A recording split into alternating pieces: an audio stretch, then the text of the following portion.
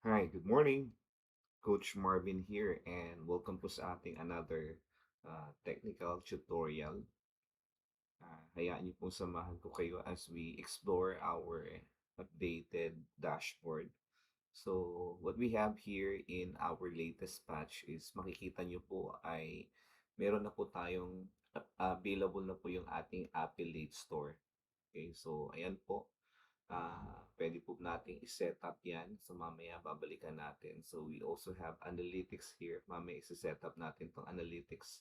So, dito po yung dropshipping report no, nung mga namimili sa atin, no, kung sino sila, ano binili nila, yung status. And also, part of the patch that we have here for our 2.2 no, version 2.0 doon sa ating pong version po ng ating platform. So, makikita nyo rin po meron na po yung mga directory dito. If you're looking for pickup hub for certain locations, pickup hub or city mega center, makikita mo na po dyan. Uh, yung lahat po ng mga pickup hub po natin from different locations. So, andi dyan po yan, marami. So, pwede po hanapin per province. So, ayan po yung latest patch na meron po tayo sa ating pong latest patch po ng ating system. Right? So, our system is growing bigger and it's getting better. So, may mga updates po tayo ng mga development po dyan. And hayaan nyo pong i-walkthrough ko kayo. No? I-set up po natin yung ating tindahan. So, ano ba itsura ng aking tindahan? So, para makita nyo po ano ba itsura ng aking tindahan. So, ito po yung replicated store. Makikita mo yung story, you can copy that at pwede nyo pong i-paste yan sa browser nyo. At pag pinaste nyo po sa browser nyo yan, lalabas ganito po yung itsura ng ating affiliate store. So, ganito po yung itsura ng ating affiliate store. Pwede nyo pong, may mga part po dito that you can customize. So, ano ba yung purpose nito? Bakit? Doon sa ating hero section, makikita mo ito po yung ating pinaka-banner. No? Ito po yung ating menu. Makikita nyo po dyan yung pangalan ng distributor. Pangalan ko po. Hindi dito po yung aking account number. So, it also tells that I am a verified distributors ng Elevate Well. So, sa baba may mga button menu. Pwede siyang shop products or join my team. So, naka-features po dyan yung aking larawan. And of course, ilagay nyo po dyan yung business looking profile photo nyo po, no? Para formal po na ini-introduce. Now, bakit ba mahalaga na naka-highlight yung pangalan ng distributor? Simple lamang po yan eh.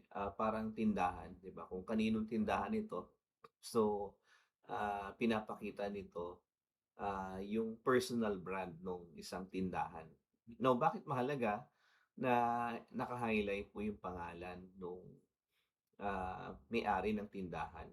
Kasi po, no, kung kayo po ay familiar sa online selling, napakahalaga po ng credibility ng isang tindahan. No, marami po mga online store na scam, no? At sa online store na scam, una, hindi mo makikita kung sino may-ari. Walang description who owns the shop. So, it's very generic. So, kaya po ngayon may pagdududa ka kasi siyempre, pag nagbayad ka, binayaran mo na, hindi mo alam kung darating yung produkto.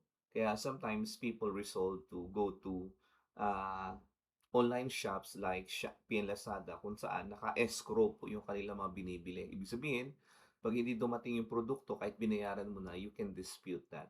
Pero sa mga typical na online store, hindi mo made-dispute lalo na pag nagbayad ka na. And there's no assurance kung darating yung produkto. Especially, you don't know sino may-ari ng tindahan. So, kaya po naka-highlight dyan yung tindahan na ikaw. So, not only that it brands the store personally to be yours, but it fortifies your personal brand, especially kung ikaw ay upline and you're building up your team and you're branding your team. So, mahalaga po na naka-branded ka po dyan na pinapakita po dyan yung kredibilidad na yung tindahan was actually legit. So, the more it is legit at makikita nila, the more na yung tindahan po natin would be trustworthy. So, very straightforward. So, sa baba po ng inyo pong pangalan, you can put in a simple business profile. Sabi niya doon, Hi, I am Marvin, a visionary leader, a global network builder, a mentor, a dynamic communicator with passion for building people and developing leaders. Seek God first and you never be last. So, ayan po yung aking introduction dyan. So, it's part of building up my personal profile as a store owner.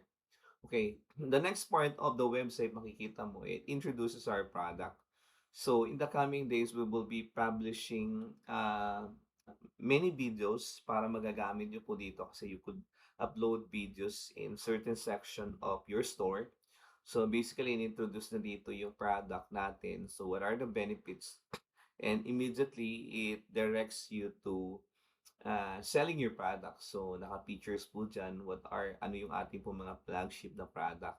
So, andiyan dyan po yung ating gummy barley. So, andiyan dyan po yung ating Powerwell po na barley grass that you have with 45 grams and 100 grams.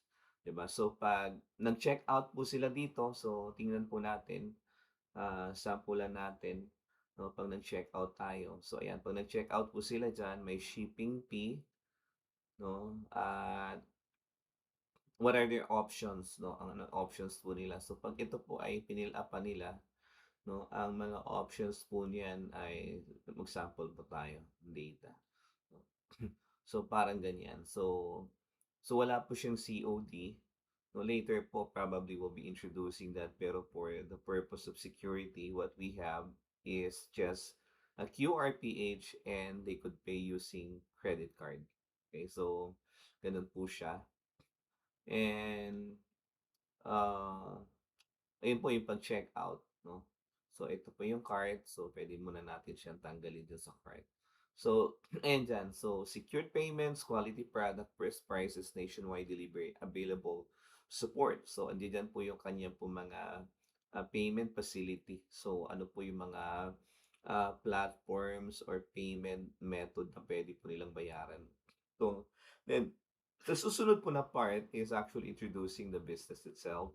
So, that you could start with this business as low as 1,998. So, meron pong 9 key advantage of doing Elevate Well business. So, naka-features po dyan, low cost risk up, uh, no risk startup, a huge profit potential, and multiple streams of income, and so on and so forth. So, naka-features po yan dyan. So, bakit magandang gawin ito pong hanap buhay po na ito? And sa susunod po na section, sabi doon, learn more about the business, a revolutionary compensation system, a wealth building program like no other. Generous, fair, rewarding, and achievable. So, hina-highlight niya po diyan ay kung paano namimigay ang Elevate Well ng kanya pong compensation. So, there's a lot of means to earn through our compensation system. Okay, then afterwards, meron po tayong CTA diyan o yung call to action. Join now. So, if the people would like to join immediately, no, nakita nila, mukhang maganda to. I heard this opportunity with the internet sphere and yung people around me. So, I could join. So, pwede po siyang mag-join dito, mag-sign up, sign up po yung form, yung email. So, nakikita mo po dyan, naka-default na po yung sponsor dyan. Okay? So, now, kung yung tao ay he seems to be interested on this business, sa business na meron po tayo. So, what are his options para kontakin or malinawan siya? And perhaps may idea na siya kung sino tong may-ari po ng tindahan na to. Whether he was intrigued to know about the details of the business or know someone to be able to let him know about this business more. So, pwede niya pong i-click tong button na to. Sabi doon, have question, let's talk. So, pwede doon, I am interested in joining the team. I want to learn more about the business. I'd like guidance on how to get started. Fill up niya po pangalan niya, in mobile number. And pag sinabi niya doon, request a call back, papasok po yan sa email mo po, no? Kung ano po yung default na email mo, papasok yan yung system natin sa sendan kanya ng email that someone is actually requesting to have a further details about our business. Okay? So ayan, nandidiyan po yung contact information, email, saan niyo po yung locations niyo. So let's say yung partner na 'to ay aspiring to become one of your partners. So at least alam niya kung nasaan o taga saan yung that person o own the stores. So ito po may mga quick links diyan and puwede niya rin po 'no, dito puwede kayong maglagay ng mga social media accounts dito para just to validate the genuinity of the person na talagang si Marvin is actually existing. So, pag-clinic niyo 'yan, kung meron ka po mga social media outfit, makikita niya na yung legitimacy ng, identity nung taong, nagbebenta o may-ari ng tindahan. So, by then, he could probably personally chat you up, puwede ka niyang kontakin, i-a-add ka niya sa Facebook on whatever platform 'no na meron ka na naka-default po diyan. So, gano'n po ah, ah, yung ating pong tindahan, yung Affiliate Store, 'no? This would be the first installment po ng ating tutorial about the store. Medyo mahaba po kasi, puputulin po natin and we'll have a second part of this, paano po sine-setup yung tindahan.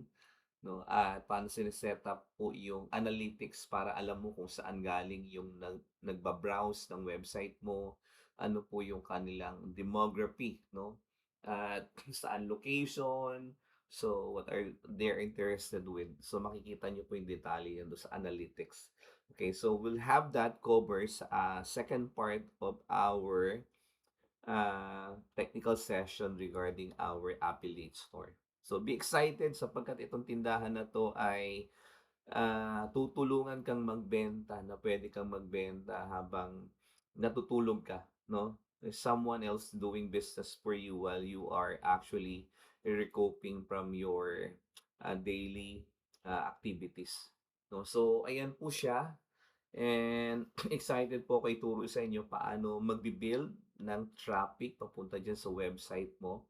And if you were able to harness yung engagement and large traffic to your website, hindi mo na kailangang magbenta sa Shopee or sa Lazada or sa TikTok. Dito pa lang, maximize mo na yung income potential ng iyong opportunity, especially kapag ikaw po ay platinum.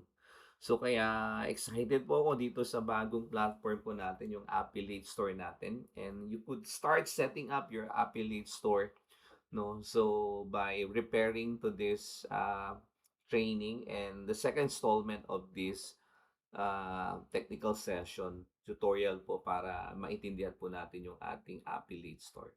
So that's all for now. And see you sa ating susunod na technical session. And blessed morning mga kapartner. God bless you.